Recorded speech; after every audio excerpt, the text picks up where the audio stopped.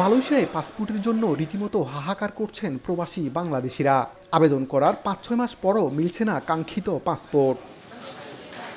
Bangladesh immigration ও passport অধিদপ্তর জানায়, MRP আবেদন প্রিন্টিংয়ে অপেক্ষমান থাকা আবেদনকারীরা অতিরিক্ত ফি জমা দিয়ে আবেদন করলেই দ্রুতই ই পাসপোর্ট দেয়া হবে। অন্যদিকে কুয়ালালামপুরের বাংলাদেশ হাইকমিশন বিজ্ঞপ্তিতে জানায়, এমআরপির বুকলেট, লেমিনেশন ফয়েল পেপার ঘাটতি ও এমআরপির প্রিন্টিং মেশিনের যান্ত্রিক ত্রুটির কারণে বাংলাদেশ থেকে পাসপোর্ট প্রিন্ট হতে দেরি হচ্ছে। এতে চরম বিপাকে পড়েছেন হাজারো প্রবাসী।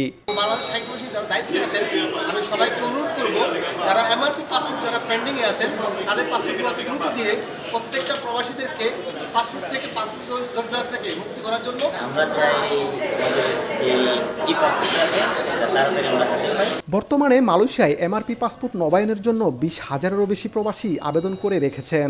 পাসপোর্ট না থাকায় কেউ কেউ এরই মধ্যে অবৈধ হয়ে পড়েছেন। অনেকেই রয়েছেন অবৈধ হওয়ার ঝুঁকিতে। এমন অবস্থায় নতুন করে ই পাসপোর্ট নিতে আউটসোর্সিং প্রতিষ্ঠান ইএসকেএল এসে প্রতিদিনই আবেদন করছেন অনেকে। এদিকে হাইকমিশন থেকে বলা হয়, এমআরপির জন্য যারা আগে আবেদন করেছেন তাদের সেই ব্যাংক স্লিপ কপির সঙ্গে অতিরিক্ত ৫১ রিঙ্গিত জমা দিলেই ই পাসপোর্ট আবেদনের সুযোগ রয়েছে। তবে এখানেও ভোগান্তির অভিযোগ অনেকের।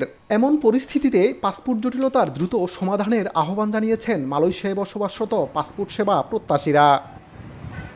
মোহাম্মদ আব্দুল কাদের, সময় সংবাদ, কুয়ালালামপুর, মালয়েশিয়া।